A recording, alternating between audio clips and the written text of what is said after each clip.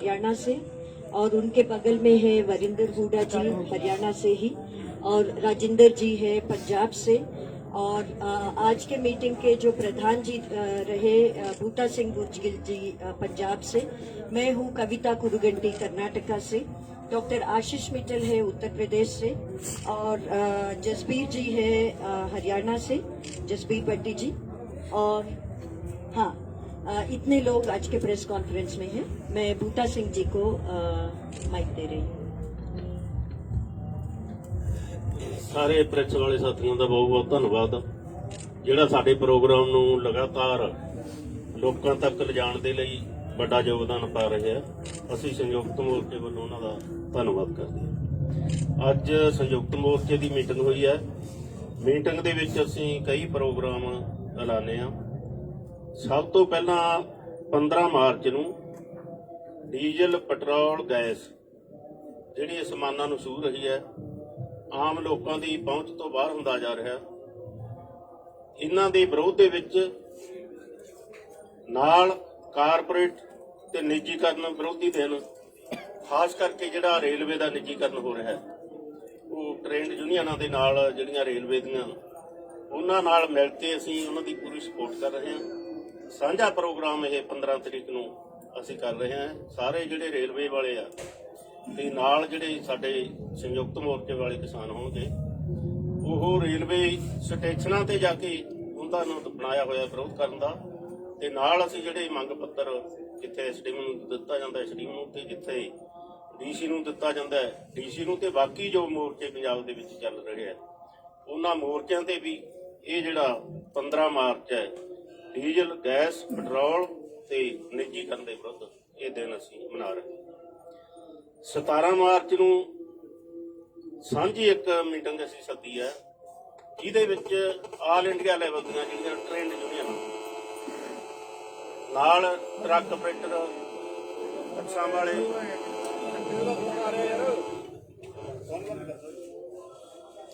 17 ਤਰੀਕ ਨੂੰ all India level ਦੀ trade ਯੂਨੀਅਨਾਂ ਦੀ meeting ਬੁਲਾਈ ਆ ਅਸੀਂ। ਨਾਲ ਉਹਨਾਂ ਦੇ ਜਿਹੜੇ ਕਾਰਪੋਰੇਟ ਟਰਾਂਸਪੋਰਟਰ ਹੈ, ਟਰੱਕ ਆਪਰੇਟਰ ਹੈ ਪੂਰੇ ਇੰਡੀਆ ਲੈਵਲ ਦੇ, ਬੱਸਾਂ ਵਾਲੇ ਹੈ, ਉਹਨਾਂ ਨੂੰ ਵੀ ਅਸੀਂ ਸੱਦਾ ਦਿੱਤਾ ਤਾਂ ਕਿ ਅਸੀਂ ਭਾਰਤ ਬੰਦ ਕਰਨ ਦਾ ਫੈਸਲਾ ਲੈਣਾ ਹੈ। ਉਹ ਕਨਵੈਨਸ਼ਨ ਅਸੀਂ ਸਿੰਘੂ ਬਾਰਡਰ ਤੇ ਕਰਾਂਗੇ 17 ਤਰੀਕ ਨੂੰ। ਸਾਰਿਆਂ ਨੂੰ ਕੋਈ ਵੀ ਜਥੇਬੰਦੀ ਬਾਹਰ ਨਹੀਂ ਰਹੂਗੀ ਉਹਦੇ ਵਿੱਚੋਂ। ਸਾਰਿਆਂ ਨੂੰ ਪਤਾ ਲੱਗ ਚੁੱਕਾ ਹੈ ਕਿ ਇਹ ਸਿਰਫ ਤੇ ਸਿਰਫ ਕਿਸਾਨ ਮੋਰਚਾ ਨਾ ਰਹਿ ਕੇ ਇਹ ਜਨ ਮੋਰਚਾ ਬਣ ਚੁੱਕਾ ਹੈ, ਜਨ ਅੰਦੋਲਨ ਬਣ ਚੁੱਕਾ ਹੈ। ਇਸ ਲਈ ਅਸੀਂ ਸਾਰੇ ਉਹ ਜਨ ਅੰਦੋਲਨ ਨੂੰ ਇਹਦੇ ਵਿੱਚ ਸ਼ਾਮਲ ਕਰਨ ਦੇ ਲਈ ਇਹ ਮੀਟਿੰਗ ਅਸੀਂ ਬੁਲਾਈ ਹੈ 17 ਤਰੀਕ।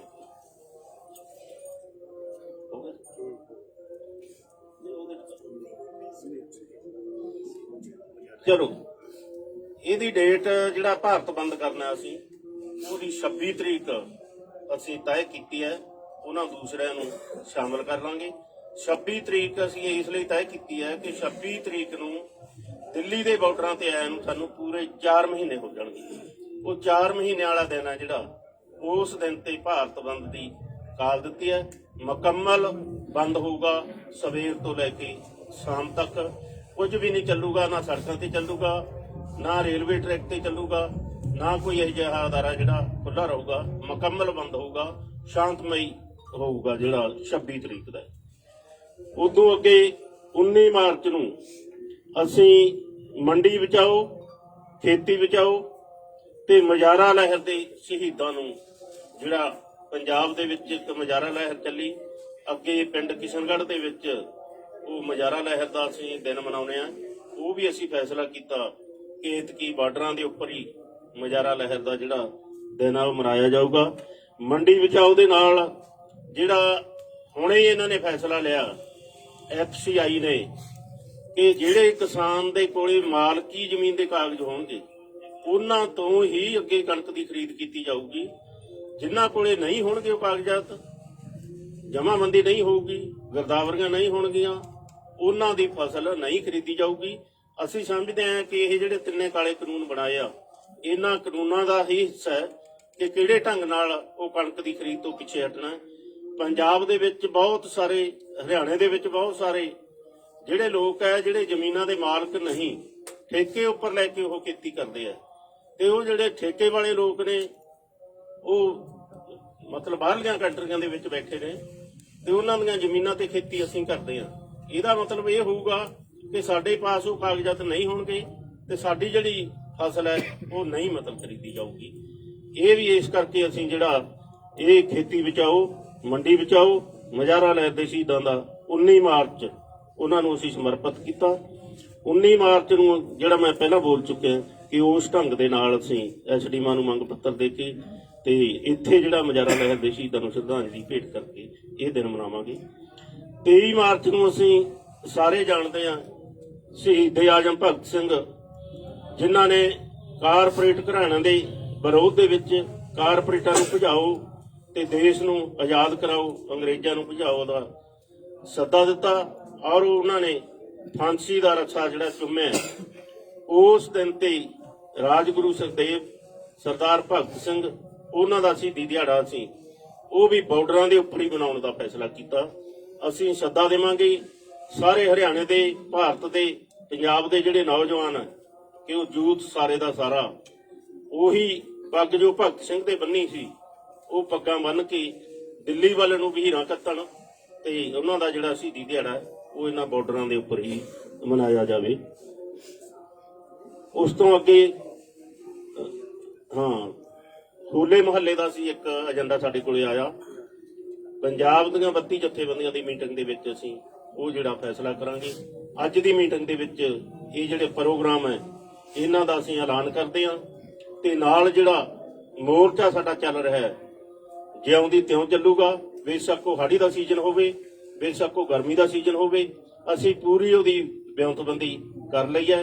ਤੇ ਨਾਲ ਜੋ 5 ਸਟੇਟਾਂ ਦੇ ਵਿੱਚ ਚੋਣਾਂ ਹੋ ਰਹੀਆਂ ਉਹਨਾਂ ਚੋਣਾਂ ਦੇ ਵਿੱਚ ਜੋ ਸੰਯੁਕਤ ਮੋਰਚੇ ਨੇ ਸੱਦਾ ਦਿੱਤਾ ਕਿ ਬੀਜੇਪੀ ਨੂੰ ਸਭ ਕੁਝ ਸਿਖਾਓ, ਉਹ ਸਾਡੇ ਸੰਯੁਕਤ ਮੋਰਚੇ ਦੇ ਜਿਹੜੇ ਲੀਡਰ ਸਾਹਿਬਾਨ ਹੈ ਉਹ ਵੱਖ-ਵੱਖ ਸਟੇਟਾਂ ਦੇ ਵਿੱਚ ਰਵਾਨਾ ਹੋ ਚੁੱਕੇ ਆ। ਉਹ ਪ੍ਰਚਾਰ ਆਪਦਾ ਚੋਣਾਂ ਦਾ ਕਰਨਗੇ, ਅਸੀਂ ਪ੍ਰਚਾਰ ਸਾਡਾ ਸੰਯੁਕਤ ਮੋਰਚੇ ਦਾ ਉਹਨਾਂ ਕਿਸਾਨਾਂ ਤੱਕ ਲੈ ਕੇ ਜਾਵਾਂਗੇ ਕਿ ਇਹ ਕਿਸਾਨਾਂ ਨੂੰ ਕਿਵੇਂ ਗਮਰਾਹ ਕਰ ਰਹੇ ਆ, ਕਿਵੇਂ ਜ਼ਮੀਨਾਂ ਹਥਿਆ ਰਹੇ ਆ, ਕਿਵੇਂ ਖੇਤੀ ਖੋਹ ਰਹੇ ਆ ਤੇ ਕਿਵੇਂ ਹਰਾਸਮੈਂਟ ਕਿਸਾਨਾਂ ਦੀ ਹੋ ਰਹੀ ਹੈ ਤੇ ਨਾਲ ਰਿਪਰੈਸ਼ਨ ਹੈ ਜਿਹੜਾ ਝੂਠੇ ਕੇਸ ਬਣਾ ਕੇ ਇਰਾਦਾ ਕਤਲ ਦੇ ਜੇਲ੍ਹਾਂ ਦੇ ਵਿੱਚ ਡੱਕੇ ਹੋਏ ਆ ਤੇ ਉਹ ਰਿਪਰੈਸ਼ਨ ਹੈ ਜਿਹੜਾ ਉਹ ਵੀ ਅਸੀਂ ਸਾਰੇ ਭਾਰਤ ਦੇ ਵਿੱਚ ਉਹ 5 ਸਟੇਟਾਂ ਦੇ ਵਿੱਚ ਲੈ ਕੇ ਜਾਵਾਂਗੇ।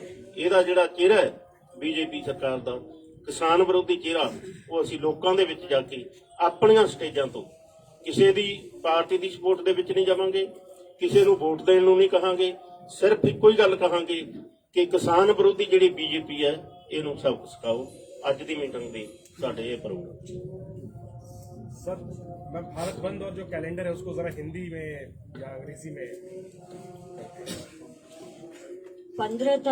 15 मार्च को ट्रेड यूनियंस के साथ पिछले प्रेस कॉन्फ्रेंस में ही एक प्रोग्राम डिक्लेयर किया गया था कि एंटी कॉर्पोरेटाइजेशन, एंटी प्राइवेटाइजेशन दिन बना के उसके प्रतिरोध में वो दिन मनाया जाएगा।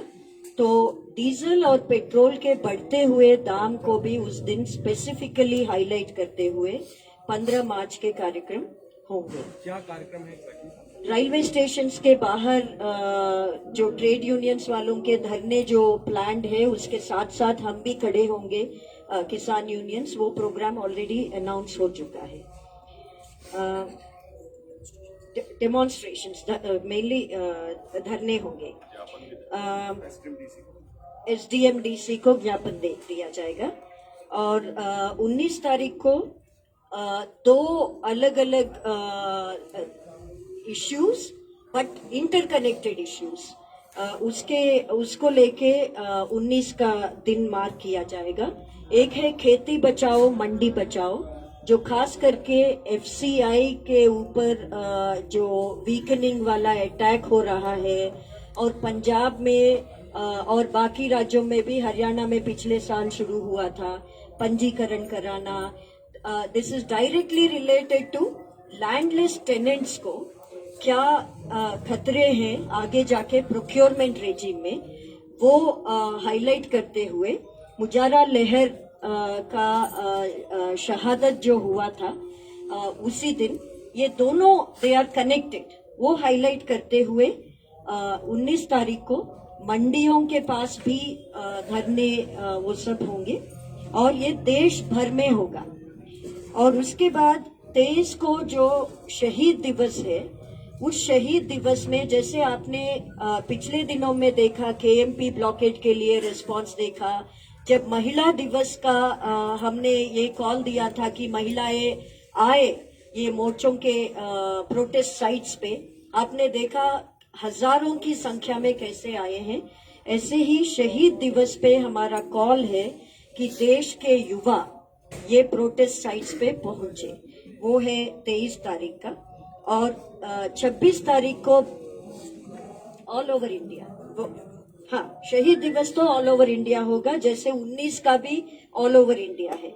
26 को है भारत बंद सुबह से शाम तक, और उस भारत बंद का प्रिपरेशन में हम 27 मार्च को एक इंटरनल मीटिंग भी करेंगे, कई सारे 17 मार्च को अलग अलग यूनियंस के साथ, ट्रांसपोर्टर्स एसोसिएशंस के साथ, अलग अलग लोगों के साथ, और 28 को होली के दिन ये 3 कानून को जलाया जाएगा। ये है कार्यक्रम। मैं वहां से माइक घुमाऊं प्रधान जी। साथियों, हमने बहुत विस्तार से मूल्यांकन किया कि आंदोलन की क्या स्थिति है। हम समझते हैं कि आंदोलन का किसानों का गुस्सा इन सवालों पर बढ़ रहा है। ये बात कही जाती है कि धरनों पे संख्या कम है, जो स्थिति काम की बढ़ रही है उसमें ऐसा दिख सकता है, लेकिन धीरे धीरे कई सारे कार्यक्रमों में, खासतौर से 23 तारीख को इन धरनों की संख्या बहुत तेजी से बढ़ेगी। मैं उत्तर प्रदेश से आपको बता दूं कि लगातार एक ट्रैक्टर यात्रा जो है तराई के इलाके में चल रही है। बहुत बड़ी बड़ी जनसभाएं और महापंचायतें उत्तर प्रदेश में हो रही हैं जो नहीं हो रही थी। लखनऊ के अंदर एक पक्का मोर्चा लगातार बैठा हुआ है, काकोरी के अंदर, पूर्वी उत्तर प्रदेश के अंदर बड़ी बड़ी महासभाएं हो रही हैं, इलाहाबाद में हुई, आज बलिया में हुई है। तो इस तरह से ये आंदोलन पूरे उत्तर प्रदेश के अंदर फैल रहा है, इस इलाके में जहां पर बहुत दमन था और आंदोलन के बढ़ने की स्थिति नहीं थी। ये बात प्रतिबद्धता के साथ हम कह सकते हैं कि किसानों का गुस्सा तीनों कानून को वापस कराने, बिजली बिल का सवाल तेजी से बढ़ा है पेट्रोल डीजल रसोई गैस के साथ, और टोल का जो वसूली ज्यादा तेजी से की जा रही है, दुगना रेट ले लिया जाता है और ऑटोमेटिकली फास्टैग से कट जाता है। ये एक सवाल हमारे प्रचार का बड़ा सवाल होगा और हम देश भर में टोल फ्री करने की तरफ बढ़ेंगे।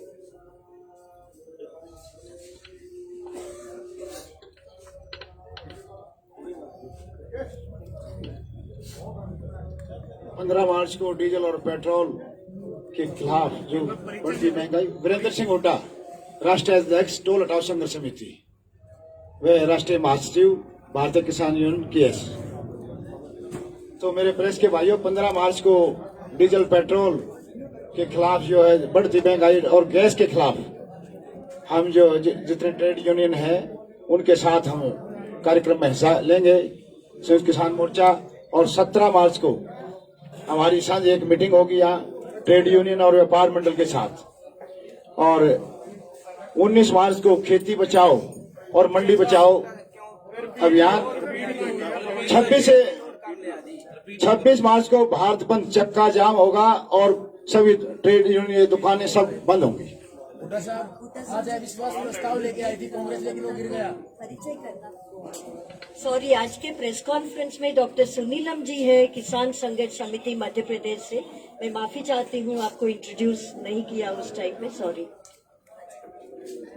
सर, आज का जो मेजर घटनाक्रम है, खट्टर सरकार के खिलाफ जो अविश्वास प्रस्ताव आया था वो गिर गया सर, वो गिर गया। आप लोगों ने अपील की थी विधायकों से, बीजेपी जेजेपी के, उस पर एक रिएक्शन दे दीजिए। और दावा किया जा रहा था कि जब सरकार के खिलाफ ऐसा मत आएगा तो सरकार डेफिनेटली गिर जाएगी। साथियों, मैं विकासशील भारतीय किसान संघ समिति हरियाणा का प्रदेश का अध्यक्ष। आज हरियाणा के अंदर बड़ी घटना घटी, जो अविश्वास प्रस्ताव लाया गया था वो गिरा है। और कल हरियाणा के अंदर एक प्रोग्राम था कि हमने गांव-गांव जाकर किसान और मजदूर ने सभी एमएलए से एक वोट की मांग की थी कि किसान के पक्ष में आप वोट करें, लेकिन उन लोगों ने किसान के पक्ष में वोट नहीं करे, केवल मात्र 32 वोट किसान के पक्ष में आए हैं। अभी जो है हरियाणा के संगठनों की तरफ से, हरियाणा के किसानों की तरफ से तो मैं निंदा करना चाहूंगा, जो साथी किसान की इस दुख की घड़ी में हमारे साथ नहीं खड़े हुए। और दूसरा, अभी विचार करेगा हरियाणा के किसान संगठन और मजदूर संगठन विचार करेंगे, जो साथी हमारे खिलाफ गए हैं उन साथियों के साथ कैसा बर्ताव हमने करना है, किस प्रकार का बहिष्कार हमने करना है। लेकिन इतना जरूर कहना चाहूंगा कि उनके साथ हम कठोर व्यवहार करने वाले हैं, क्योंकि हमने बिल्कुल झोली फैला करके उनसे वोट मांगे थे। उसके बावजूद भी अगर हमारे साथ नहीं खड़े, और पहली बार किसान मजदूर ने उनसे वोट मांगे थे, लेकिन उनकी संवेदना लगता है मुझे किसान के प्रति, मजदूर के प्रति बिल्कुल नष्ट हो चुकी है। और ये कहना चाहूंगा कि किसान और मजदूर इस बात का ध्यान रखें, जो साथी हमारे खिलाफ में थे कम से कम गांव के अंदर वो लोग अभी न घुस पाए। इसके अलावा एक बड़ी घटना हरियाणा के अंदर घटी, गांव सिवाया के अंदर संयुक्त किसान मोर्चे का आह्वान के ऊपर वहां के एक जो जुलाना से जो एमएलए हैं मस्जिद टांडा, उनका विरोध करते हुए कुछ साथियों का लड़ाई झगड़ा वहां हुआ। और उसमें कुछ किसान साथियों को, लगभग 6 किसान साथी हैं ये सिवाहा गांव के, उनके ऊपर 307 की धारा लगा करके नाजायज तरीके से मुकदमे दर्ज कर दिए। मैं आपके माध्यम से कहना चाहूंगा, हम उन सभी किसान साथियों के साथ खड़े हैं जो भी संयुक्त किसान मोर्चे के आह्वान पर किसी भी प्रोग्राम के अंदर भाग लेता है। और हम मैं सरकार को, हरियाणा सरकार को कहना चाहूंगा कि सरकार इस किसान आंदोलन को दबाने की, कुचलने की कोशिश ना करे। जितना आप आंदोलन को दबाएंगे उतना ही मुखर ये आंदोलन होने वाला है। और आगे जो भी हरियाणा के अंदर होगा वो आप लोग देखेंगे। बहुत दुखी है आज किसान। 281 किसान हमारे मर चुके हैं, उसके बावजूद भी ना तो एक शब्द बोल रहे हो, ना ही वो वोट भी नहीं दे सकते। कुछ किसान, जो कुछ एमएलए ये कह रहे थे कि हम इस्तीफा भी दे देंगे, लेकिन ये इस्तीफे की बात नहीं थी, केवल वोट की बात थी। वो जो छुपे हुए मुखौटा डाले हुए एमएलए थे, जो किसान और मजदूर को गुमराह कर रहे थे, इस अविश्वास प्रस्ताव के माध्यम से सारे किसान और मजदूर के सामने आके उनका असली चेहरा के बाद बीजेपी को कितना बल मिला है, क्योंकि किसान संगठन और विरोधी लगातार कह रहे थे कि सरकार गिर जाएगी, बीजेपी को पहला झटका हरियाणा से मिलेगा, तो अब बल तो मिलेगा ना कहीं बीजेपी की। देखिए, कोई बल नहीं मिल रहा, कोई बल नहीं मिल रहा हमें। कोई, वैसे भी हमें कोई उम्मीद नहीं है बीजेपी के नेताओं से किसी, क्योंकि जो एक शब्द बोलने के लिए तैयार नहीं, वो वोट भी नहीं गिर सकता। लेकिन हमने नैतिकता दिखाई, उनसे हमारे बार बार वोट लिए, लाखों बार हमने वोट दिया उनको, लाखों वोट देके एमएलए बनाया, और वो वोट गिरने का अधिकार भी किसान और मजदूर ने दिया। उसके बावजूद भी हमने नैतिकता के आधार पर उनसे वोट की मांग की थी। वो अगर वोट वो नहीं देते तो उनकी नैतिकता के आधार पर उनको, वैसे भी ये लोकतंत्र नाम की चीज बची नहीं, नैतिकता के आधार पर वैसे भी वो हमें तो मारी ओढ़ के तो एमएलए रहे, कोई मजबूती नहीं। आपने जाके आप चोरी फैलाकर उनसे बात की कि हमें वोट दो, तो उन्होंने आपकी बात नहीं मानी। क्या किसान जत्थेबंदियों की हार माना जाए इसे? बिल्कुल भी हार नहीं है किसान जत्थेबंदियों की, क्योंकि किसान जो है लगातार इस लड़ाई को लड़ेगा। और आने वाले समय में आप हरियाणा के अंदर देखोगे, पहले भी आपने देखा कि किसी एमएलए, किसी मंत्री, किसी मुख्यमंत्री की गांव के अंदर घुसने की जरूरत नहीं होती। और जो भी कोई मंत्री एमएलए घर से बाहर निकला है तो पुलिस फोर्स को लेकर निकलता है। किसान जत्थेबंदियां पूरी मजबूती के साथ लड़ रही हैं। विशेषकर हरियाणा में अब जो भी जेजेपी और बीजेपी का विधायक, जो अब कुछ विधायकों के हमें उम्मीद थी कि वो शायद इस्तीफा देंगे या वोट देंगे, लेकिन वो भी सामने आ गए। अब और दुगनी तिगनी मजबूती के साथ ये आंदोलन हरियाणा के अंदर होने वाला है, क्योंकि सरकार दबाव में नहीं है, ये पता लग रहा है इससे। हाँ जी, सरकार दबाव में देखो, सरकार नहीं है तो सरकार नहीं है, सरकार थोड़ी है। ये तो लोकतंत्र की बिल्कुल, यहाँ तो हत्या हो चुकी है। सरकार होती तो 307 के मुकदमे बन दे के घर बैठे हैं। सरकार नहीं है, लेकिन ये मैं कहना चाहूंगा कि सरकार नाम की चीज नहीं है, संविधान नाम की चीज नहीं है। किसान अपनी लड़ाई को मजबूती के साथ लड़ेगा, और हरियाणा में 4 गुना मजबूती के साथ किसान अब कल से इस लड़ाई को 4 गुना मजबूती के साथ लड़ेगा।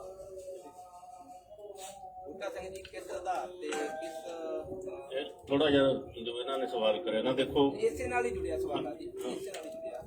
ਜੋ ਕਿਸਾਨ ਆਗੂ ਲਗਾਤਾਰ ਦਾਅਵਾ ਕਰ ਰਹੇ ਸੀ ਕਿ ਲੰਬੇ ਸਮੇਂ ਤੋਂ ਕਿਤੇ ਕਰਕੇ ਜਿਹਾ ਵੀ ਵਿਸ਼ਵਾਸ ਨਾ ਰੱਖਿਆ ਜਾਏਗਾ, ਸਰਕਾਰ ਟੈਕਸ ਨਹੀਂ ਦਿੱਤੇਗੀ, ਉਹਦੇ ਪਿੱਛੇ ਆਧਾਰ ਕੀ ਸੀ, ਉਹਦੇ ਪਿੱਛੇ ਜ਼ਮੀਨੀ ਹਕੀਕਤ ਸੀ ਕੀ ਸੀਗੀ ਕਿ ਜਿਹੜੀ ਅੱਜ ਜਾ ਕੇ ਮਿੱਟੀ ਵਿੱਚ ਰੁੜ ਗਈ? ਤੁਹਾਨੂੰ ਕੋਈ ਸੰਕੇਤ, ਤੁਹਾਡਾ ਕੋਈ ਵਿਸ਼ਵਾਸ ਤਾਂ ਹੋਵੇਗਾ ਜਿਹੜਾ ਇਹਨਾਂ ਕੌਨਫੀਡੈਂਟ ਤੁਸੀਂ ਕਹਿ ਰਹੇ ਸੀ ਵਾਰਨਾ ਸਰਕਾਰ ਡਿੱਗੇਗੀ ਕੋਈ ਨਹੀਂ ਹੈਗਾ, ਉਹ ਕਿਸ ਆਧਾਰ ਤੇ ਕਹਿ ਰਹੇ ਸੀ? ਹਵਾਈ ਗੱਲਾਂ ਸੀ, ਧਰਾਤਲ ਨਹੀਂ ਪਛਾਣੀ ਗਈ ਸੀ ਤੁਹਾਡੇ ਤੋਂ?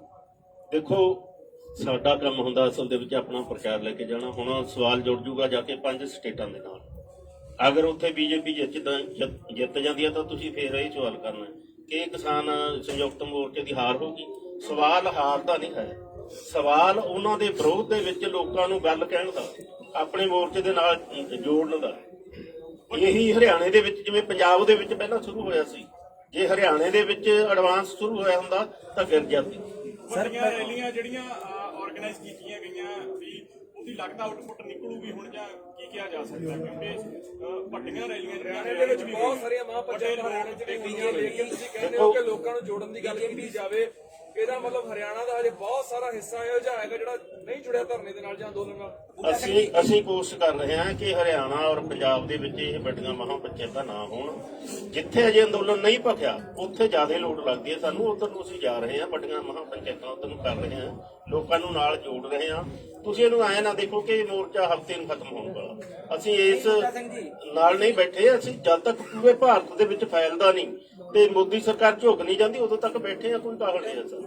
ਹੁਣ ਤੱਕ ਜਿੱਥੇ ਰਹਿ ਕੇ ਨਹੀਂ, ਹੁਣ ਪਿਛਲੀ ਸਾਰੇ ਦਾਅਵਾ ਕੀਤਾ ਹੈ ਇਸਦਾ ਕਿ ਪੂਰੇ ਦੇਸ਼ ਭਰ ਵਿੱਚ ਅੰਦੋਲਨ ਭਖ ਚੁੱਕਿਆ, ਲੋਕ ਜਾਗਰੂਕ ਹੋ ਚੁੱਕੇ ਹੋ, ਤੁਸੀਂ ਕਹਿ ਰਹੇ ਹੋ ਕਿ ਹਜੇ ਭਖਿਆ ਨਹੀਂ ਗਾ। ਔਰ ਦੂਸਰਾ ਸਵਾਲ ਇਹ ਆ, ਬੀਜੇਪੀ ਲਗਾਤਾਰ ਕਹਿੰਦੀ ਆ ਕਿ ਕੁਝ ਪੋਲੀਟੀਕਲ ਪਾਰਟੀਆਂ ਨੂੰ ਫਾਇਦਾ ਦੇਣ ਦੇ ਲਈ ਸੰਯੁਕਤ ਕਿਸਾਨ ਮੋਰਚੇ ਦੇ ਲੀਡਰ ਜਿਹੜੇ ਕਿ 5 ਸੂਬਿਆਂ ਦੇ ਵਿੱਚ ਜਾ ਰਹੇ ਨੇ।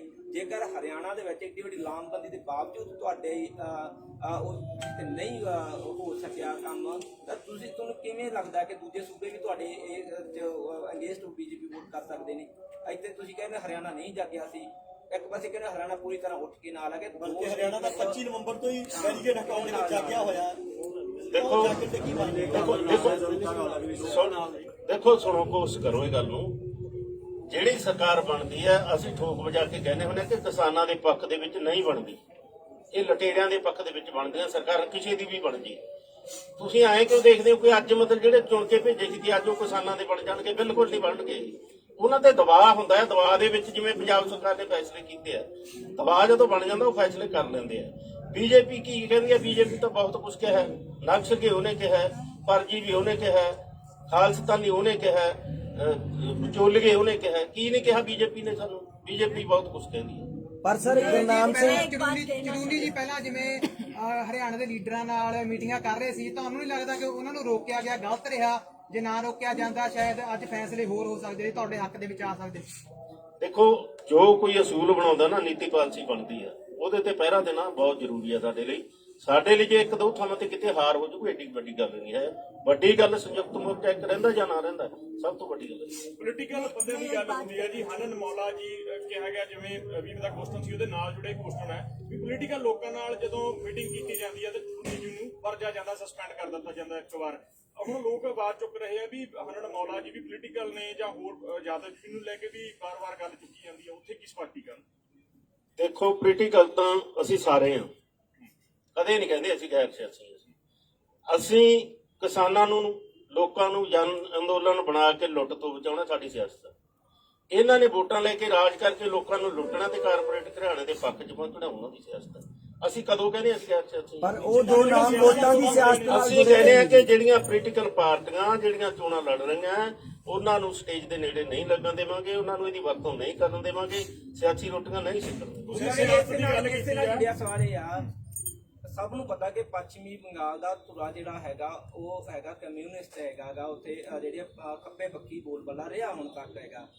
ਤਾਂ ਹੁਣ ਇਸੇ ਲਈ ਜਿਹੜੀ ਆ ਉੱਥੇ ਬੈਕ ਬਣਾਉਣ ਦੀ ਕੋਸ਼ਿਸ਼ ਕੀਤੀ ਜਾ ਰਹੀ ਕਿ ਉੱਥੇ ਸੈੱਟ ਬੈਕ ਨਾ ਲੱਗੇ ਉਹ ਵੋਟ ਨੂੰ। ਇਸ ਲਈ ਜ਼ਿਆਦਾਤਰ ਪ੍ਰੈਸ਼ਰ ਸੰਯੁਕਤ ਕਿਸਾਨ ਮੋਰਚੇ ਤੇ ਉਹਨਾਂ ਲੀਡਰਾਂ ਦਾ, ਇੱਥੇ ਜਿਹੜੇ ਲੀਡਰਾਂ ਦਾ ਪਿਛੋਕੜ ਜਾਂ ਹੁਣ ਵੀ ਜਿਹੜੇ ਅਵੇਲੇਬਲ ਜਿਹੜੇ ਉਹ ਖੱਬੇ ਪੱਖੀਆਂ ਨਾਲ ਉਹ ਕਹਿੰਦੇ ਆ ਕਿ ਅਸੀਂ ਉੱਥੇ ਜਾ ਕੇ ਸਾਨੂੰ ਇਹੋ ਜਿਹੇ ਪ੍ਰੋਗਰਾਮ ਕਰਨੇ ਚਾਹੀਦੇ ਨੇ। ਕਿ ਲੱਗਦਾ ਕਿ ਕਿਤੇ ਨਾ ਕਿਤੇ ਇੱਕ ਵਾਰ ਫਿਰ ਦੇਸ਼ ਦੀ ਰਾਜਨੀਤੀ ਵਿੱਚ ਉਹ ਖੱਬੇ ਪੱਖੀ ਜਿਹੜੀ ਚਾਰਧਾਰਾ ਡਾਊਨ ਹੋ ਗਈ ਜਾਂ ਸੈਟਬੈਕ ਲੱਗਾ, ਉਹਨੂੰ ਬਚਾਉਣ ਦੀ ਕੋਸ਼ਿਸ਼ ਹੋ ਰਹੀ ਹੈ ਸੰਯੁਕਤ ਕਿਸਾਨ ਮੋਰਚੇ ਦੇ ਬਹਾਨੇ।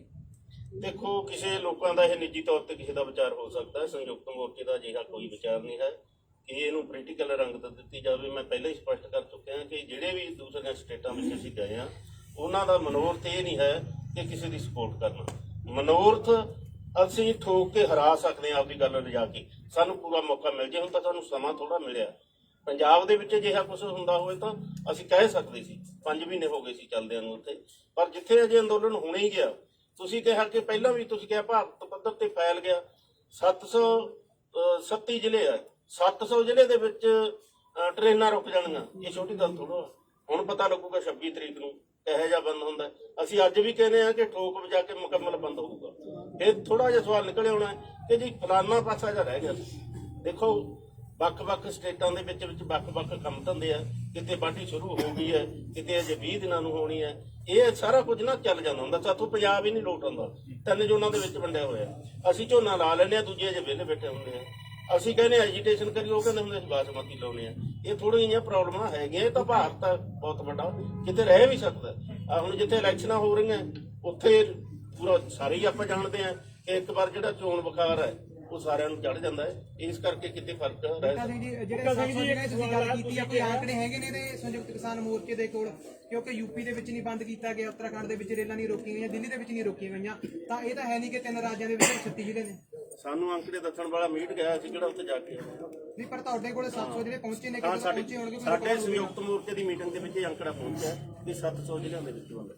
ਤੁਸੀਂ ਕਿਹਾ ਵੀ ਅਸੀਂ ਜਿਹੜੇ ਆ ਸਿਆਸੀ ਜਿਹੜਾ ਭਾਰਤ ਬੰਦ ਹੈ, ਦਿੱਲੀ ਦੇ ਵਿੱਚ, ਦਿੱਲੀ ਦੇ ਅੰਦਰ ਜਾਓਗੇ ਕਿ ਨਹੀਂ ਜਾਓਗੇ? ਕਿਉਂਕਿ 26 ਤੋਂ ਬਾਅਦ ਦਿੱਲੀ ਤੋਂ ਕਿਨਾਰਾ ਕਰਕੇ ਬੈਠੇ। ਕਿਉਂਕਿ ਜੋ 6 ਫਰਵਰੀ ਨੂੰ ਉਹਦੇ ਕਹਿੰਦੇ ਦਿੱਲੀ ਨਾਲ ਦੇਖੋ ਇਹ ਕਹਿਣਾ ਕਿ 26 ਤੋਂ ਬਾਅਦ ਤੁਸੀਂ ਕਿਨਾਰਾ ਕਰਕੇ ਬੈਠੋ। ਅਸੀਂ ਹੁਣ ਤੱਕ ਐਮਪੀ ਰੋਕ ਕੇ ਹਟੇ ਆ। ਇਹ ਨਹੀਂ ਕਹਿਣਾ ਚਾਹੀਦਾ ਕਿ ਉਦੋਂ ਬਾਅਦ ਕਿਨਾਰਾ ਕੀਤਾ ਹੋਇਆ। ਅਸੀਂ ਸੁਣੋ ਨਾ, ਮੇਰੀ ਗੱਲ ਸੁਣੋ। ਅਸੀਂ ਇਹਨਾਂ ਬਾਰਡਰਾਂ ਨੂੰ ਨਹੀਂ ਖਾਲੀ ਕਰਨਾ ਚਾਹੁੰਦੇ ਕਿਸੇ ਵੀ ਹਾਲਤ ਦੇ ਵਿੱਚ। ਸਦਾ ਭਾਰਤ ਪੱਧਰ ਦਾ ਹੋ ਸਕਦਾ, ਅਸੀਂ ਬਾਰਡਰ ਬਿਲਕੁਲ ਨਹੀਂ ਖਾਲੀ ਕਰਨਾ ਚਾਹੁੰਦੇ। ਇਹ ਸਾਡਾ ਇੱਕ ਮਨੋਰਥ ਹੈ ਕਿ ਬਾਰਡਰਾਂ ਨੂੰ ਖਾਲੀ ਨਾ ਕੀਤਾ ਜਾਏ। ਤੁਹਾਡੇ ਜਿਹੜਾ ਅੰਦੋਲਨ ਦਾ ਅਸਰ ਉਹ ਦਿੱਲੀ ਦੇ ਅੰਦਰ ਹੋਊਗਾ ਕਿ ਨਹੀਂ? ਰਾਜਧਾਨੀ ਤੇ ਹੋਊਗਾ, ਰਾਜਧਾਨੀ ਵਿੱਚ ਹੋਊਗਾ। ਚੱਕਾ ਜਾਮ ਜਿਹੜਾ 4 ਘੰਟੇ ਦਾ ਸੀ ਉਹ ਵੀ ਤੁਸੀਂ ਸਪਸ਼ਟ ਕਰਨਾ। ਦੇਖੋ ਐਮਪੀ ਦੇ ਉੱਪਰਲਾ ਰੋਡ ਦੇਖੋ ਥੱਲੋਂ ਵਾਲਾ ਚੱਲਦਾ ਪਿਆ। ਦੇਖੋ ਮੀਡੀਆ ਨੂੰ ਨਵੀਂ ਗੱਲ ਚੰਗੀ ਲੱਗਦੀ ਹੁੰਦੀ ਹੈ। ਅਸੀਂ ਇਹਨੂੰ ਲੰਬਾ ਚਲਾਉਣਾ, ਅਸੀਂ ਦਿੱਲੀ ਦੇ ਵਿੱਚ ਵੜਨਾ, ਅਸੀਂ ਪਾਰਲੀਮੈਂਟ ਤੱਕ ਜਾਣਾ, ਪਰ ਅਸੀਂ ਸਮਾਂ ਲੱਗੂਗਾ ਉਹਨੂੰ। ਤੁਹਾਨੂੰ ਐ ਕਿ ਕੱਲ ਨੂੰ ਖਾਣਾ ਲਾ ਕੇ ਜਿਹੜਾ ਤੁਹਾਡਾ ਪਾਰਲੀਮੈਂਟ ਤੱਕ ਜਾਣਾ, ਉਹ ਕੈਦ ਸਾਹਿਬ ਵਾਲਾ ਲੱਖਾਂ ਟਰੈਕਟਰ ਲੈ ਕੇ ਜਾਣਾ, ਗੱਦੇ ਲਾਉਣ ਵਾਲਾ ਜਾਣਾ, ਕੋਈ ਵੱਖਰਾ ਜਾਣਾ? ਦੇਖੋ ਇਹ ਅਜੇ ਪਲਾਨ ਨਹੀਂ ਕੀਤਾ ਸੀ। ਮੈਂ ਕਹਿ ਰਿਹਾ ਕਿ ਕਰਾਂਗੇ ਕਹਿ ਰਹੇ ਆ ਲੱਖਾਂ ਟਰੈਕਟਰ ਲੈ ਜਾਵਾਂਗੇ, ਉਹ ਹੋ ਸਕਦਾ ਉਹ ਹੋਵੇ। ਉਹ ਕਿਸੇ ਦਾ ਵਿਅਕਤੀਗਤ ਹੋ ਸਕਦਾ। ਜੇ ਸੰਯੁਕਤ ਮੋਰਚੇ ਦੀ ਇਹ ਫੈਸਲਾ ਨਹੀਂ ਹੈ ਕਿ ਅਸੀਂ ਲੱਖਾਂ ਸਵਾਲ ਦਾ ਜਿਹੜਾ ਟਰੈਕਟਰ ਪਾਰਲੀਮੈਂਟ ਮੇਰੇ ਵਿੱਚ ਸਾਥੀ ਨੇ ਪੁੱਛਿਆ, ਤੁਸੀਂ ਉਹ ਜਵਾਬ ਤਸੱਲੀ ਬਖਸ਼ ਨਹੀਂ ਦੇ ਪਾਏ। ਸਾਡਾ ਸਵਾਲ ਹੈ ਕਿ 6 ਜਦੋਂ ਟ੍ਰੇਨਾਂ ਰੋਕੀਆਂ ਗਈਆਂ, 6 ਮਾਰਚ ਨੂੰ 19 ਅਕਤੂਬਰ ਪੂਰਾ ਪ੍ਰੋਗਰਾਮ ਦਿੱਤਾ ਗਿਆ। ਦਿੱਲੀ ਦੇ ਵਿੱਚ ਇਸ ਦਾ ਕੋਈ ਨਹੀਂ ਸੀਗਾ।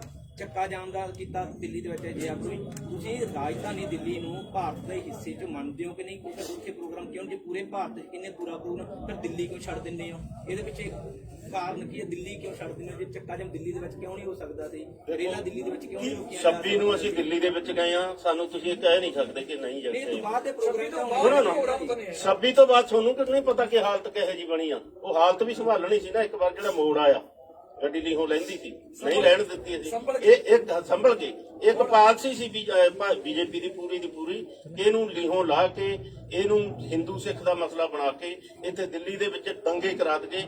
ਤੇ ਜੇ 84 ਯਾਦ ਕਰਾ ਦਈਏ, ਅਸੀਂ 84 ਮੁੜ ਨਹੀਂ ਦੁਹਰਾਉਣ ਦਿੱਤਾ।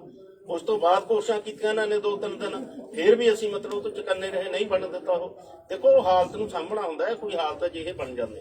ਜਿਹੜਾ ਬੰਦ ਹੋਊਗਾ ਉਹ ਦਿੱਲੀ ਦੇ ਵਿੱਚ ਬੰਦ ਹੋਊਗਾ ਜਾਂ ਨਹੀਂ ਹੋਊਗਾ? दिल्ली च भी 18 मार्च का हमारी ਪੱਕਾ ਨਹੀਂ ਹਲੇ ਕੋਸ਼ਿਸ਼ ਦਿੱਲੀ ਦੇ ਵਿੱਚ ਬੰਦ ਹੋਊਗਾ ਜਾਂ ਜਿਹੜਾ ਨਹੀਂ ਬਣਾਉਣਾ, ਅਸੀਂ ਬਣਾਉਣਾ, ਬਣਾਵਾਂਗੇ, ਕੋਸ਼ਿਸ਼ ਕਰਾਂਗੇ। ਤਾਂ ਇੱਕ ਮੇਰਾ ਹੋਰ ਸਵਾਲ ਹੈ ਜੀ, ਜਿੱਦਾਂ ਤੁਸੀਂ ਕਿਹਾ ਵੀ ਸਰਕਾਰ ਸਟੇਜ ਤੋਂ ਵੀ ਸਾਰਾ ਦਿਨ ਹੀ ਕਹਿੰਦੇ ਨੇ ਵੀ ਸਰਕਾਰ ਡਰੀ ਹੋਈ ਆ, ਕੰਬ ਗਈ ਆ, ਥੋੜਾ ਨੇੜੇ ਆ। हम लोग प्रोग्राम्स के ऊपर बात करते हैं। ਅਸੀਂ ਪ੍ਰੋਗਰਾਮ ਦੀ ਗੱਲ ਨਹੀਂ, ਅਸੀਂ ਪ੍ਰੋਗਰਾਮ ਦੀ ਗੱਲ ਕਰ ਰਹੇ। ਮੇਰਾ ਸਵਾਲ ਇਹ ਹੈ, ANI ਨੇ ਸੋਰਸ ਹੈਗਾ, 2 ਮੁੰਡੇ ਜਿਹੜੇ ਆ ਸਿੱਖ ਨੌਜਵਾਨ ਬੀਤੀ ਰਾਤ ਹੀ ਚੁੱਕੇ ਆ ਲਾਲ ਕਿਲ੍ਹੇ ਦੀ ਘਟਨਾ 'ਚ, ਤਾਂ ਕੀ ਪ੍ਰਭਾਵ ਆ? ਪਿਛਲੀਆਂ ਦੀਆਂ ਜੇ ਜ਼ਮਾਨਤਾਂ ਹੋਈਆਂ ਨਹੀਂ, ਪੁਲਿਸ ਨਵੇਂ ਬੰਦੇ ਚੱਕ ਰਹੀ ਆ, ਤਾਂ ਸਰਕਾਰ ਕਿੰਨੀ ਕੁ ਡਰੀ ਹੋਈ? ਕਹਿੰਦੇ ਕਿ ਸਰਕਾਰ ਡਰ ਚੁੱਕੀ ਆ। ਅਸੀਂ ਨੇ ਕਹਿੰਦੇ ਜਦੋਂ ਸਰਕਾਰ ਡਰੀ ਹੋਈ ਤਾਂ ਉਦੋਂ ਇਹ ਕਾਨੂੰਨ ਰੱਦ ਕਰੂਗੀ। ਸਾਡਾ ਸਵਾਲ ਨਹੀਂ ਸਰਕਾਰ ਡਰੀ ਹੋਈ ਹੈ, ਅਸੀਂ ਤਾਂ ਕਹਿੰਦੇ ਅੜੀ ਹੋਈ ਹੈ। ਅੜੀ ਵਾਲ ਵਤੀਰਾ ਫਰਜ਼ਾਂ ਦੇ ਖਿਲਾਫ ਕਿਸੇ ਰਾਜੇ ਦਾ, ਕਿਸੇ ਪ੍ਰਧਾਨ ਮੰਤਰੀ ਦਾ ਅਜਿਹਾ ਵਤੀਰਾ ਨਹੀਂ ਹੋਣਾ ਚਾਹੀਦਾ ਜੇ ਅਪਣਾ ਰਹੀ ਹੈ ਬੀਜੇਪੀ। ਮੇਰਾ ਸਵਾਲ ਇਹ ਹੈ ਜੀ, ਪੁਲਿਸ ਅਜੇ ਵੀ ਮੁੜ ਤੋਂ ਮੁੰਡੇ ਚੁੱਕਣ ਦੀ ਜਿਹੜੀ ਪ੍ਰਕਿਰਿਆ ਇਹਨਾਂ ਨੇ ਸ਼ੁਰੂ ਕਰਤੀ ਹੈ ਤੇ ਤੁਸੀਂ ਕਿਵੇਂ ਨੇ? ਦੇਖੋ ਪੁਲਿਸ ਦਾ ਕੰਮ ਕੀ ਹੈ, ਪੁਲਿਸ ਦਾ ਕੰਮ ਤਾਂ ਜਿਹੜੇ ਬੰਦੇ ਨਾ ਘਰੋਂ ਖੇਤ ਤੇ ਖੇਤੋਂ ਘਰ ਸਾਰੀ ਉਮਰ ਜਾਂਦੇ ਰਹੇ ਉਹਨਾਂ ਨੂੰ ਨੋਟਿਸ ਗਏ ਹੋਏ ਆ। ਜਿਹੜੇ ਦਿੱਲੀ ਦਾ ਨਾਮ ਵੀ ਨਹੀਂ ਜਾਣਦੇ, ਬਾਰਡਰ ਕੀ ਹੈ, ਟਿਕਰੀ ਬਾਰਡਰ ਕੀ ਹੈ, ਉਹਨਾਂ ਨੂੰ ਵੀ ਨੋਟਿਸ ਗਏ ਹੋਏ ਆ ਕਿ ਤੁਸੀਂ ਲਾਲ ਕਿਲੇ ਤੇ ਗਏ ਹੋ। ਇਹ ਹੁਣ ਪੁਲਿਸ ਦਾ ਕੰਮ ਹੈ, ਪੁਲਿਸ ਨੇ ਝੂਠ ਦੇ ਪਲੰਦੇ ਬਣਾਉਣੇ ਹੁੰਦੇ ਆ, ਝੂਠੇ ਚੱਕ ਕੇ ਦਹਿਸ਼ਤ ਪਾਉਣੀ ਹੁੰਦੀ ਆ। अनएक्सपेक्टेड नहीं है, FIRs में एंड थाउजेंड्स अननोन ऐसा लिखा हुआ था तो और लोगों को, मगर सिर्फ 7 लोग बचे हैं, उनका भी बेल एप्लीकेशन मूव किया। पर मैडम उन्होंने और उठाने शुरू कर दिए हैं, रात को उठाए हैं। हमको एक्सपेक्टेड है वो तो जब पुलिस ने ਤਾਂ ਕੰਮ ਹੁੰਦਾ ਪੁਲਿਸ ਨੇ ਚੱਕਣੀ ਹੈ। ਪੁਲਿਸ ਸਾਡੇ ਸਾਰਿਆਂ ਦੇ ਪਰਚੇ ਜਿਹੜਾ ਦਾਇਰ ਚੱਕਣਗੇ। ਹਾਂ ਤਾਂ ਜਿਹੜੇ ਪਹਿਲਾਂ ਜੇਲ੍ਹ 'ਚ ਗਏ ਸੀ 115 ਜਣਾਂ ਦੀਆਂ ਜ਼ਮਾਨਤਾਂ ਹੋ ਚੁੱਕੀਆਂ ਨੇ। ਪੁਲਿਸ ਨੇ ਹਜ਼ਾਰਾਂ ਅਣਪਛਾਤਿਆਂ ਦੇ ਜਿਹੜੇ ਪਰਚੇ ਦਰਜ ਕੀਤੇ ਨੇ। ਪੁਲਿਸ ਦਾ ਕੰਮ ਹੀ ਇਹ ਹੈ।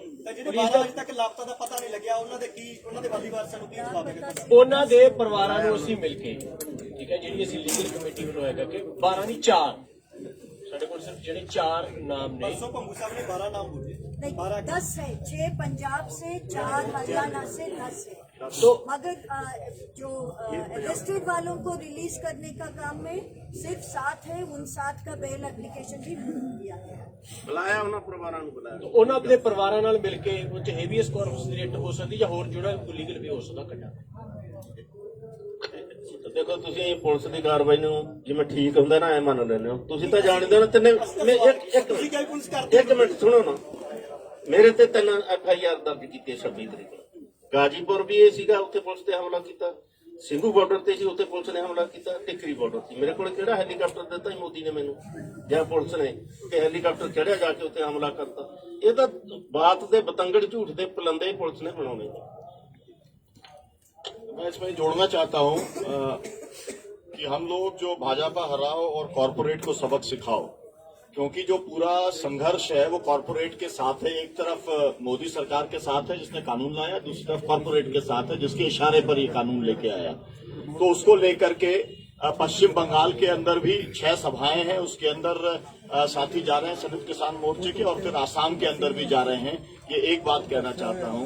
दूसरी बात ये कहना चाहता हूं कि पूरे देश में तमाम लोगों ने मिट्टी सत्याग्रह का एक योजना बनाई है और वो मिट्टी लेकर के अपने अपने गांव की यहाँ पर आकर के जो किसान यहाँ पर शहीद हुए हैं उनका शहीद स्मारक बनाने का उन्होंने संकल्प लिया है। वो मिट्टी लेकर के आ रहे हैं।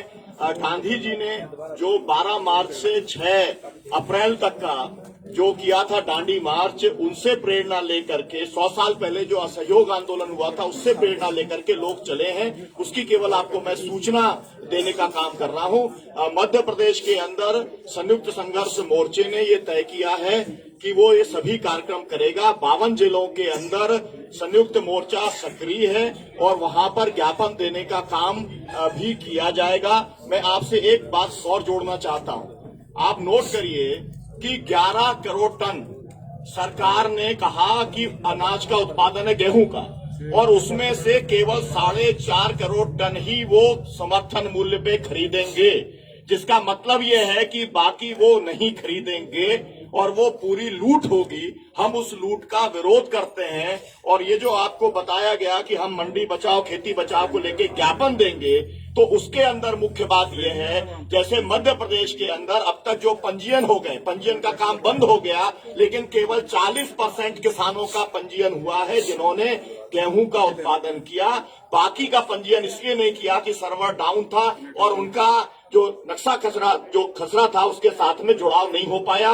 ये राजस्व विभाग की जिम्मेदारी है कि वो पंजीयन करे पूरे देश के किसानों की और सबका समर्थन मूल्य के ऊपर खरीद हो। ये बात कहना चाहता।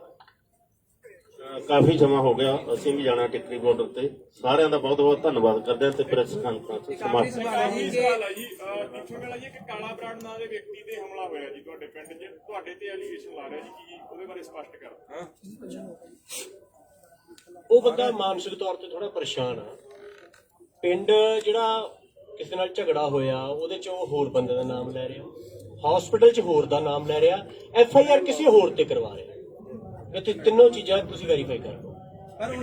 ਲੋਕ ਕਹਿ ਰਹੇ ਤੁਹਾਡਾ ਪੁਰਾਣਾ ਸਾਥੀ ਉਹ ਚੈਨਲ ਤੇ ਮੈਂ ਮਾਨਹਾਨੀ ਦਾ ਕੇਸ ਕਰੂੰਗਾ, ਉਹਨੂੰ ਖਿੱਚੂੰਗਾ। ਬਿਲਕੁਲ ਕੁਫਰ ਤੋਲਿਆ ਉਸ ਚੈਨਲ ਨੇ, ਉਹ 'ਚ ਕੋਈ ਸੱਚਾਈ ਨਹੀਂ ਹੈ।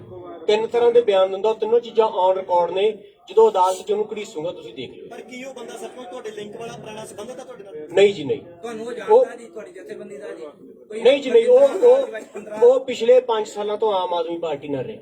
2015 ਦੇ ਵਿੱਚ ਕੋਈ ਘਟਨਾ ਵਾਪਰੀ ਸੀ ਬਰਜਿੰਦਰਾ ਕਾਲਜ ਦੇ ਵਿੱਚ, ਜਿਸ 'ਚ ਕੋਈ 20 ਲੱਖ ਜਾਂ 25 ਲੱਖ ਦੇ ਵਿੱਚ ਕੋਈ ਰਾਜੀਨਾਮਾ ਕਰਾਉਣ ਦੀ ਗੱਲਬਾਤ ਹੋਈ ਹੋਵੇ? ਕੋਈ 3.5 ਲੱਖ ਰੁਪਇਆ ਤੁਹਾਡੇ ਕੋਲੇ ਗਿਆ? ਕਾਫੀ ਕੁਝ ਤੁਹਾਡੇ ਬਾਰੇ ਦੱਸ ਰਹੇ ਹੋ। ਨਹੀਂ ਜੀ, ਨਹੀਂ, ਇਦਾਂ ਦੀ ਕੋਈ ਗੱਲ ਨਹੀਂ ਹੋਈ। ਬਰਜਿੰਦਰਾ ਕਾਲਜ ਲੜਾਈ ਹੋਈ, ਉਹਨਾਂ ਲੋਕਾਂ ਨਾਲ ਰਾਜੀਨਾਮਾ ਕਰ ਤੇ ਪੈਸੇ ਲੈ ਲਏ ਉਹਨਾਂ ਦੇ। ਉਹ ਕਹਿੰਦੇ ਦੀਪ ਸਿੰਘ ਵਿਅਕਤੀਗਤ ਐਲੀਗੇਸ਼ਨ ਇਸ ਕਾਨਫਰੰਸ ਦੇ ਵਿੱਚ ਨਾ ਲਾਈਏ ਆਪਾਂ, ਇਹ ਵੱਖਰਾ ਮਾਮਲਾ ਹੈ। ਬੂਟਾ ਸਿੰਘ ਜੀ, ਲੰਗਰਾਂ ਦੇ ਵਿੱਚ ਜਿਹੜੀ ਰਸਦ ਆ ਉਹ ਲੋਕੀ ਜਾਂ ਤਾਂ ਕਾਰ ਸੇਵਾ ਨਾਲ ਚੱਲ ਰਹੀ ਆ ਜਾਂ ਫਿਰ ਲੋਕੀ ਜਿਹੜੇ ਪਿੰਡਾਂ 'ਚੋਂ ਫੰਡ ਇਕੱਠਾ ਦਾ ਉਹਦੇ ਨਾਲ ਚੱਲ ਰਹੀ ਆ। ਬਹੁਤ ਸਾਰੇ ਲੰਗਰ ਵਾਲੇ ਇਹ ਕਹਿੰਦੇ ਨੇ ਕਿ ਸਾਡੇ ਕੋਲੇ ਕੋਈ ਸੰਯੁਕਤ ਮੋਰਚੇ ਵੱਲੋਂ ਜਿਹੜੀ ਮਦਦ ਆ ਉਹ ਨਹੀਂ ਆ ਰਹੀ। ਦੇਖੋ, ਪਹਿਲੀ ਗੱਲ ਤਾਂ ਅਸੀਂ ਇਹ ਕੋਈ ਫੈਸਲਾ ਨਹੀਂ ਕੀਤਾ ਕਿ ਜਿਹੜੇ ਲੰਗਰ ਦੀ ਸੇਵਾ ਹੈ ਸੰਯੁਕਤ ਮੋਰਚਾ ਚਲਾਊਗਾ। ਸਾਰਿਆਂ ਨੂੰ ਰਾਸ਼ਨ ਇਕੱਠਾ ਕਰਨ ਨੂੰ ਕਿਹਾ ਵਾ, 6-6 ਮਹੀਨਿਆਂ ਦਾ ਰਾਸ਼ਨ ਇਕੱਠਾ ਕਰਨ ਲਈ ਕਿਹਾ। ਟਰਾਲੀਆਂ ਭਰੀਆਂ ਪਈਆਂ, ਕਿਸੇ ਕੋਲੇ ਤੋੜਾ ਨਹੀਂ। ਜੇ ਕੋਲੇ ਤੋੜਾ ਹੋਇਆ ਅਸੀਂ ਆਪਣੇ ਲੰਗਰਾਂ ਦੇ ਵਿੱਚੋਂ ਦੇਵਾਂਗੇ, ਕੋਈ ਤੋੜਾ ਨਹੀਂ ਹੈ। ਇਹ ਇੱਕਾ ਦੁੱਕਾ ਕੋਈ ਕਰਨਾ ਹੁੰਦਾ। ਉਹਨਾਂ ਨੇ ਉੱਤੇ ਕਿਹਾ ਸੀ ਕਿ ਜਿਹੜੀ ਟਰਾਲੀ ਦੇ ਵਿੱਚ ਆਉਣ ਵਾਲੇ ਦਿਨਾਂ ਜਿਹੜੀ ਦਿੱਕਤਾਂ ਹੋਣਗੀਆਂ ਉਹ ਅਸੀਂ ਪੂਰੀਆਂ ਕਰਾਂਗੇ। ਦੇਖੋ, ਪਿੰਡ ਇਕਾਈਆਂ ਸਾਡੀਆਂ, ਬਲਾਕ ਇਕਾਈਆਂ, ਡਿਸਟ੍ਰਿਕਟ ਇਕਾਈਆਂ ਤੇ ਪੰਜਾਬ ਦੀਆਂ ਬੋਰਡ, ਮਤਲਬ ਸਟੇਟ ਬੋਰਡ, ਜਿਹੜੀਆਂ ਪਿੰਡ ਇਕਾਈਆਂ ਉਹਨਾਂ ਦੀ ਡਿਊਟੀ ਇਹ ਹੈ ਕਿ ਰਾਸ਼ਨ ਇਕੱਠਾ ਕਰਨਾ, ਜਦੋਂ ਮੁੱਕ ਗਿਆ ਦੁਬਾਰਾ ਇਕੱਠਾ ਕਰਨਾ। ਅਜਿਹੀ ਕੋਈ ਨਹੀਂ ਹੈ ਜਿਹੜਾ ਤੁਸੀਂ ਆ ਕਹਿ ਰਹੇ ਹੋ ਕਿ ਸੰਯੁਕਤ ਮੋਰਚਾ ਉਹਨਾਂ ਨੂੰ। KMP ਜਾਣ ਇੱਕ ਆਖਰੀ ਸਵਾਲ ਕੀ ਹੈ, KMP ਜਾਣ ਕੀਤਾ ਕਿਸਾਨਾਂ ਨੇ ਫਸਲ ਵੀ ਆਪਣੀ ਸਾਂਭਣੀ ਹੈਗੀ, ਕੋਈ ਰਣਨੀਤੀ ਬਣਾਈ ਹੈ ਵੀ ਇੱਥੇ ਵੀ ਘੱਟ ਨਾ ਘਟੇ ਤੇ ਕਿਸਾਨ ਪਿੱਛੇ ਆਪਣੀ ਫਸਲ ਵੀ ਸਾਂਭਣ? ਦੇਖੋ, ਮੈਂ ਪਹਿਲਾਂ ਬਤਾ ਚੁੱਕਿਆ ਇਹ ਗੱਲ ਕਿ ਹਾੜੀ ਦਾ ਸੀਜ਼ਨ ਆਉਂਦਾ, ਸਾਨੂੰ ਪਤਾ, ਅਸੀਂ ਸਾਰੇ ਜ਼ਿਮੀਂਦਾਰਾਂ ਸਾਰਿਆਂ ਦੀ ਕਣਕ ਬੀਜੀ ਹੋਈ ਹੈ। 1 ਹਫ਼ਤੇ ਤੋਂ ਵੱਧ ਸੀਜ਼ਨ ਨਹੀਂ ਹੈ। ਇੱਕ ਹਫ਼ਤੇ ਦੀ ਮਤਲਬ ਜਿਹੜੀ ਸ਼ਿਫਟ ਬਣਾਈ ਹੋਈ ਹੈ ਸਾਰੇ ਪਿੰਡਾਂ ਦੇ ਵਿੱਚ, 10 ਬੰਦੇ, ਕਿਸੇ ਪਿੰਡ ਚੋਂ 20 ਬੰਦੇ, ਕਿਸੇ ਚੋਂ 50 ਬੰਦੇ, ਉਹ ਆਉਂਦੇ ਆ, ਹਫ਼ਤਾ ਲਾ ਕੇ ਜਾਂਦੇ, ਦੂਜੇ ਮੁੜ ਜਾਂਦੇ। ਕੋਈ ਪ੍ਰੋਬਲਮ ਨਹੀਂ, ਨੋ ਪ੍ਰੋਬਲਮ, ਨਾ ਟਰੈਕਟਰਾਂ ਦੀ, ਨਾ ਟਰਾਲੀਆਂ ਦੀ, ਕੋਈ ਫਰਕ ਨਹੀਂ ਪੈਂਦਾ। ਇੱਕ ਪਿੰਡ ਦੇ ਵਿੱਚੋਂ 2 ਟਰੈਕਟਰ ਇੱਥੇ ਖੜੇ ਆ, ਉਹ ਪਿੰਡ ਵਾਲਿਆਂ ਨੇ ਜ਼ਿੰਮੇਵਾਰੀ ਚੱਕੀ ਹੈ ਕਿ ਜੇ ਮੋਦੀ ਸਰਕਾਰ ਨੇ ਇਹਨਾਂ ਨੇ ਅੱਗ ਲਾਤੀ, ਅਸੀਂ ਪਿੰਡ ਇਹਨਾਂ ਨੂੰ ਸਾਂਝੇ ਇਕੱਠੇ ਕਰਕੇ ਦੇਵਾਂਗੇ। ਬੂਟਾ ਸਿੰਘ ਜੀ, ਐਡੇ ਫੈਸਲੇ ਲਏ ਕਿਸਾਨ ਆਗੂ ਸਰਕਾਰ ਤੇ ਦਬਾਅ ਬਣਾਉਣ ਦੀ ਜਿਹੜੀ ਕੋਸ਼ਿਸ਼ ਕਰ ਰਹੇ ਨੇ, ਹਨਾ, ਜਿਵੇਂ ਤੁਸੀਂ ਕਹਿ ਰਹੇ ਹੋ ਕਿ ਰਾਜਾਂ ਦੇ ਵਿੱਚ ਅਸੀਂ ਜਾ ਰਹੇ ਹਾਂ, ਕਈ ਰਣਨੀਤੀਆਂ ਤੁਸੀਂ ਵਰਤ ਰਹੇ ਹੋ, ਪਰ ਹਜੇ ਵੀ ਦੋਨੇ ਜਿਹੜੀਆਂ ਸਟੇਜਾਂ ਨੇ ਉਹਨਾਂ ਦੇ ਗੱਭੇ ਜਿਹੜਾ ਰਾਹ ਬੰਦ ਕੀਤਾ ਗਿਆ ਹੈ ਤਾਂ ਕਿਸਾਨ ਆਗੂ ਉਹ ਨਹੀਂ ਖੁਲਾ ਸਕੇ। ਅਸੀਂ ਤਾਂ ਖਿਲਾਉਣਾ ਨਹੀਂ ਚਾਹੁੰਦੇ ਅਜੇ ਰਾਹ ਕੋਈ। ਉਹਦੇ ਕਰਕੇ ਦਿੱਕਤ ਬੜੀ ਨਹੀਂ, ਬਿਲਕੁਲ ਨਹੀਂ। ਜਿੱਦੇ ਖੋਲਣਾ ਹੋਇਆ ਅਸੀਂ ਕਹਾਂਗੇ ਵੀ ਹੁਣ ਇਹਨੂੰ ਖੋਲਦੇ ਨੂੰ ਹੀ ਅਸੀਂ ਖੋਲਾਂਗੇ। ਬੂਟਾ ਜੀ, ਆਖਰੀ ਸਵਾਲ ਹੈ, ਆਖਰੀ ਸਵਾਲ ਦੀ ਹਿੰਦੂ ਦੇ ਵਿੱਚ ਸਟੇਟਮੈਂਟ ਲੱਗੀ ਹੋਈ ਹੈ ਡਾਕਟਰ ਦਰਸ਼ਨਪਾਲ ਦੇ ਹਵਾਲੇ ਤੋਂ ਕੋਟ ਕੀਤਾ ਗਿਆ। ਉਹਨਾਂ ਨੇ ਕਿਹਾ ਗਿਆ ਕਿ ਅਸੀਂ ਥੋੜਾ ਜਿਹਾ ਨਰਮੀ ਨਾਲ ਵੀ ਸੋਚ ਸਕਦੇ ਹਾਂ। ਸੰਭਾਵਨਾ ਕੀ ਦੇਖਦੇ ਹੋ ਕਿ ਕਦੋਂ ਮੀਟਿੰਗ ਹੋ ਸਕਦੀ ਆ? MSP ਨੂੰ ਲੈ ਕੇ ਵੀ ਉੱਥੇ ਕਿਹਾ ਗਿਆ ਕਿ ਵਿਚਾਰ ਸਪਸ਼ਟ ਰੂਪ ਚ ਕਹੀ ਸੀ ਕਿ ਜਿਵੇਂ ਜਸਵੀਰ ਭਾਟੀ ਜੀ ਵੀ ਬੈਠੇ ਮੋਰਚੇ ਦਾ, ਸੁਣੋ ਮੇਰੀ ਗੱਲ, ਸੰਯੁਕਤ ਮੋਰਚੇ ਦਾ ਦ੍ਰਿੜ ਫੈਸਲਾ ਹੈ 3 ਕਾਨੂੰਨ ਰੱਦ ਕਰਾਉਣੇ, MSP ਵਾਲਾ ਕਾਨੂੰਨ ਨਵਾਂ ਬਣਵਾਉਣਾ। ਇਦੋਂ ਪਿੱਛੇ ਹਟਣਾ ਸੰਯੁਕਤ ਮੋਰਚੇ ਦਾ ਕੋਈ ਮਾਮਲਾ ਨਹੀਂ ਹੈ। ਇਹ ਜਿਵੇਂ ਕਿਤੇ, ਜਿਵੇਂ ਤੁਸੀਂ ਸੁਣ ਲਿਆ, ਉਹ ਅਸੀਂ ਵੀ ਸੁਣ ਲਿਆ। ਅਗਲੀ ਅਸੀਂ ਮੀਟਿੰਗ ਦੇ ਵਿੱਚ ਸਪਸ਼ਟੀਕਰਨ ਲਵਾਂਗੇ ਕਿ